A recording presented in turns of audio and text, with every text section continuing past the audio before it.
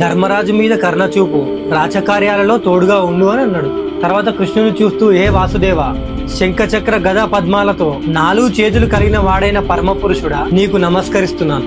నిత్యం నిన్నే స్మరించే నీ భక్తుడు ఆలుబిడ్డలు లేని ఈ అభాగ్యుని మీద నీ కరుణ చూపించి నన్ను కృతార్థుని చేయి, ఈ శరీరాన్ని విడిచిపెట్టడానికి నీ అనుమతినివ్వు అని అన్నాడు.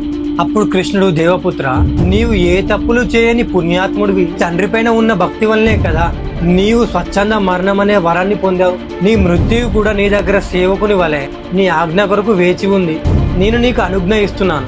నీవు ఈ దేహాన్ని విడిచి తక్కిన వసంలో చేరని కృష్ణుడు అన్నాడు. ఆ మాటలు విని పరమానందంతో భీష్ముడు పాండవులని, ధృతరాష్ట్రుని అందరినీ చూస్తూ వాళ్ళని కనుల నిండా నింపుకుంటూ, మీ అందరి దగ్గర ఆజ్ఞ తీసుకుంటున్నాను. మీరందరూ నన్ను ఊర్ధ్వలోకానికి పంపిన తర్వాత నిత్యం సత్యంలోనే జీవించండి అని చెప్పి మౌనం వహించి యోగా ధారణంతో జీవాత్మను పరమాత్మతో అనుబంధం చేశాడు. అన్ని వాయువులను ఏ అడ్డు లేకుండా ఉద్యాముఖంగా పయనింపజేశాడు. ఒక అవయం నుండి ప్రాణం వెనుకకు ఉపసంహరించుకొని పోతుంటే అక్కడ ఎముకలతో సహా మాయమైపోతున్నాయి.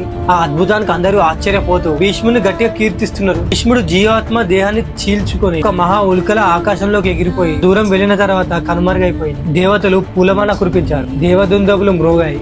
ఆ ప్రకారంగా భీష్ముడు దేవలోకానికి చేరుకున్నాడు. కుమారుని మరణ వార్త విని గంగాదేవి కూడా భూమిపైకి వచ్చి ఏడ్చింది. తర్వాత ధర్మరాజులందరూ గంధపు చెక్కలతోనూ సుగంధ ద్రవ్యాలతోనూ ఆయన అంత్యక్రియలు పూర్తి చేశారు. భీష్ముని చరిత్ర ముగిసింది.